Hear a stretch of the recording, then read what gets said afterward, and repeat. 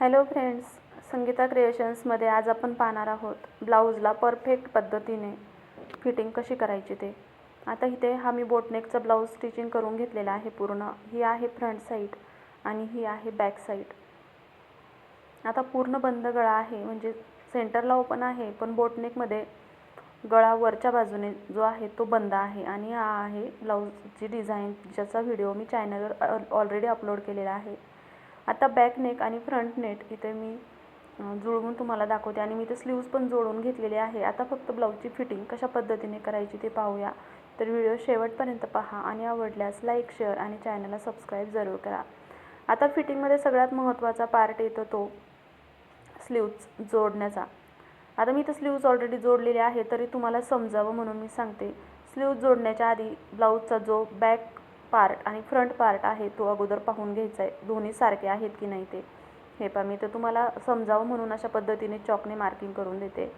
आता माझा back part आणि फ्रंट पार्ट मी अशा पद्धतीने जोडला आहे आणि पाहते आता की तो लहान मोठा झालेला नाही. कारण आपण फ्रंट पार्टला 4 टक्स असेल तर टक्समध्ये कमी जास्त होऊ शकतं, किंवा कटोरी असेल तर कटोरीमध्ये जोडताना कमी जास्त होऊ शकतो. आता इथं माझा एवढा फ्रंट पार्टचा एक्स्ट्राचा भाग आहे, तो मला कव्हर करायचा. तर तो मी तर जिथे टक्स आहे सेंटरचा त्या टक्समध्ये ॲडजस्ट करून घेणार आहे. तिथे मी थोडीशी खाली शिलाई मारून घेणार, म्हणजेच हा जो एक्स्ट्राचा भाग आहे तो इथे कव्हर होऊन जाणार आहे. तर पहा, आता आपण चेक करूया पुन्हा एकदा बॅक पार्ट आणि फ्रंट पार्ट. हे पहा, आता एकदम बरोबर तंतोतंत असं आपलं बॅक पार्ट आणि फ्रंट पार्ट झालेलं आहे. तर अशाच पद्धतीने दुसऱ्या बाजूचंही बॅक पार्ट आणि फ्रंट पार्ट चेक करून घ्यायचा आहे. कमी जास्त असेल तर तो ॲडजस्ट करून घ्यायचा आहे आणि मग ब्लाऊजला फिटिंग करायची आहे. तर इथे पाहू शकता दोन्ही पार्ट एकसारखे आहेत. तर आता आपण फिटिंगला सुरुवात करूया. त्याआधी एक गोष्ट समजून घ्या. आता हा ब्लाऊज मीच फिटिंग केलेला आहे आणि हा मापाचाच ब्लाऊज आहे. तर याची जी फिनिशिंग आलेली आहे योग्य पद्धतीने, सरळ शिलाई आणि साईडला पण इथे धागे वगैरे निघत नाही आहेत. तर ते कशा पद्धतीने करायचे, अशा पद्धतीची फिनिशिंग ते पाहूयात. बऱ्याच वेळा मैत्रिणीकडे वरलॉकची मशीन नव्हते आणि नसतेच, तर त्यावेळेस मात्र खूप प्रॉब्लेम होतो. धागे वगैरे निघतात. डायरेक्ट उलटा ब्लाऊज ठेवून फिटिंग केलीच तर ते होऊ नये म्हणून अशा पद्धतीने अगोदर काय करायचे, ब्लाऊज सुईच्याच बाजूने ठेवायचा आहे. म्हणजे जी ब्लाऊजची मेन बाजू आहे ती वरच्या बाजूने ठेवायची आहे आणि एकदम कडेवरती एकदम 1/4 इंच शिलाई मार्जिन सोडून अगोदर जोडून घ्यायचं आहे. तर अशा पद्धतीने जोडून घेतल्यानंतर ब्लाऊजला खूप छान फिनिशिंग येते. हे पहा, दोन्ही बाजूने त्याच पद्धतीने करून घ्यायचं आहे. एका बाजूने मी शिलाई मारून घेतलेली आहे, तर आता दुसऱ्या बाजूनेही सेम त्याच पद्धतीने 1/4 इंच शिलाई मार्जिन सोडून शिलाई मारून घ्यायची आहे. हे पहा, अशा पद्धतीने एकदम व्यवस्थित ठेवायचे आणि शिलाई मारायची आहे. अशा पद्धतीने शिलाई मारल्यानंतर हा जो भाग असतो तो बरोबर आतमध्ये जातो आणि फिनिशिंग एकदम छान दिसते. तर दोन्ही बाजूने शिलाई मारून झाल्यानंतर एक्स्ट्राचं जे थोडंसं कापड असेल ते कट करून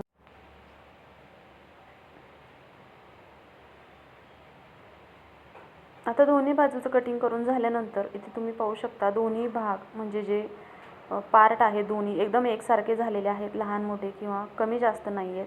तर आता ब्लाऊज दोन्ही बाजूने अशा पद्धतीने उलटून घ्यायचा आहे. आता इथे उलटून झाल्यानंतर एकदम कडेवरती म्हणजे एकच सूत सोडून एकदम दाबटीप जशी आपण स्लीव्जवरती किंवा ब्लाऊजवरती देतो त्या पद्धतीने एकदम कडेवरती टीप देऊन घ्यायचे दोन्ही बाजूकडून. आणि मग आपण फिनिशिंगची म्हणजेच लास्टची जी फिटिंगची शिलाई आहे ती मारून घेणार आहोत. तर दोन्ही बाजूने मी अशाच पद्धतीने एकदम कडेवरती शिलाई मारून घेत आहे.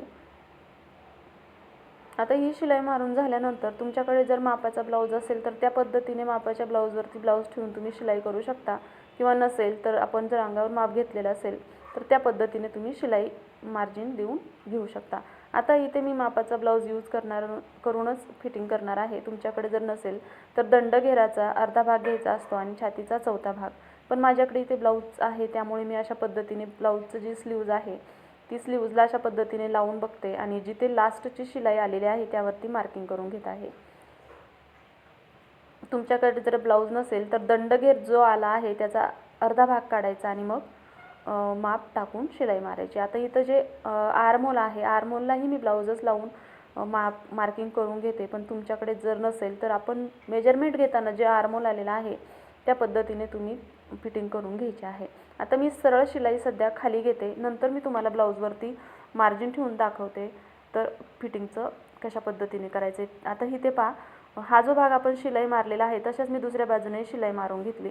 आता आपण योगपट्टीची फिटिंग पाहूया. तर अशा पद्धतीने ब्लाऊज मी ठेवलेला आहे योगपट्टीवरती आणि खाली कमरेवरती, कारण कमरेचं माप थोडंसं एक्स्ट्राचं झालेलं आहे. म्हणून अशा पद्धतीने योगपट्टीला आणि ब्लाऊजला पुन्हा एक खालच्या बाजूने शिलाई द्यायची. वरच्या बाजूने तर कंप्लीट झालेले आहे स्लीवच्या बाजूकडून. अशाच पद्धतीने दोन्ही बाजूकडून शिलाई मारून घ्यायची. आता मी इथं ब्लाऊजवरती ब्लाऊज ठेवून तुम्हाला दाखवते फिटिंग योग्य झालेली आहे की नाही. तर हे पहा, तर थोडासा आपला जो ब्लाऊज आहे तो थोडासा लूज वाटतोय. अजून एक पद्धत आहे ब्लाऊज ठेवून बघण्याची. तर इथे पहा, अशा पद्धतीने काय करायचं, पूर्ण ब्लाऊज ओपन करायचा आहे. खालचा कमरेचा भाग आहे, त्या कमरेच्या भागाला ब्लाऊज अशा पद्धतीने लावून बघायचा आहे. एकदम तंतोतंत घ्यायचा आहे, कुठेही लूज सोडायचं नाही. तर हा जो ब्लाऊज आहे एवढा लूज आहे, तर दोन्ही बाजूनेच हे मार्जिन कवर करायचं आहे. एकाच बाजूने पूर्ण मार्जिन कवर करायचा प्रयत्न करायचा नाही. असं जर केलं तर ब्लाऊज एका बाजूने खेचल्यासारखा वाटतो. म्हणून दोन्ही बाजूने मार्जिन कवर करायचा प्रयत्न करायचा. आता मी या बाजूने थोडीशी मार्जिन दिलेली आहे आणि दुसऱ्या बाजूने थोडीशी मार्जिन देणार आहे आणि शिलाई मारून घेणार आहे. म्हणजेच दोन्ही बाजूने सारखी शिलाई मारून घ्यायची. अशा पद्धतीने शिलाई मारून झालेली आहे. आता मी पुन्हा एकदा ब्लाऊजला व्यवस्थित ब्लाऊज लावून बघणार आहे कमरेला. आता एकदम तंतोतंत अशी परफेक्ट फिटिंग झालेली आहे. हे पहा, एकदम परफेक्ट अशी कमरेची फिटिंग झालेली आहे. आता वरची आपण तर घेतलेलीच होती छातीची, तर परत एकदा चेक करूया. अशा पद्धतीने हे पहा, एकदम लास्ट शिलाईवरतीच फिटिंगची शिलाई आलेली आहे. आता परफेक्ट पद्धतीने आपला ब्लाऊज शिलाई मारून फिटिंग करून झालेला आहे. आता यावरती परत शिलाई मारा, परत उसवा, बरोबर झालाय की नाही तो बघा, हे करण्याची गरज नाही. आता सरळ तुम्ही आपण ज्या शिलाई मार्जिनसाठी शिलाई मारतो, 3 ते 4 वगैरे शिलाई मारतो, अशा पद्धतीने पूर्ण ब्लाऊजला शिलाई मारून घ्यायच्यात. कमीत कमी 4 ते 5 शिलाई एक्स्ट्राच्या मारल्या गेल्याच पाहिजे. ब्लाऊज जर फिटिंग झाला तर आपण सेल करू शकतो, किंवा जर लूज झाला तर अजून आपण एक्स्ट्राची शिलाई मारू शकतो. हे पहा, अशा पद्धतीने दोन्ही बाजूने मी 4-4 ते 5-5 शिलाई मारून घेतलेला आहे. आता आपण ब्लाऊज ओपन करून बघायचा आहे. जे धागे वगैरे असतात ते व्यवस्थित कट करून घ्यायचे, ह्यानी ब्लाऊजला फिनिशिंग छान दिसते. तर आता आपण ब्लाऊज पूर्ण पहा, किती सुंदर अशी फिटिंग झालेली आहे. कुठंही खाली वरती भाग झालेला नाही आहे. तर आता आपण ब्लाऊज ओपन करून पाहूया. हे पहा, अशा पद्धतीने ब्लाऊज एकदा ओपन करून पाहायचा आहे. एकदम योग्य अशी फिनिशिंग आणि फिटिंगही व्यवस्थित. आणि शिवाय हा ब्लाऊज अशा पद्धतीने जर फिटिंग केला तर हा ब्लाऊज कस्टमरला एकदम सुंदर पेटीसारखा बसतो आणि कस्टमरची ओरडही येणार नाही की कुठे ओढल्यासारखा होतोय, कुठं खेचल्यासारखा होतोय. आता हे अशा पद्धतीने पूर्ण ब्लाऊजचं फिटिंग कंप्लीट झालेलं आहे. तुम्हाला जर हा व्हिडिओ आवडला असेल तर लाईक करा, तुमच्या नवीन मैत्रिणींना शेअर करा, जेणेकरून त्याही तुमचा हा व्हिडिओ पाहून शिकतील. तर पूर्ण व्हिडिओ पाहिल्याबद्दल धन्यवाद.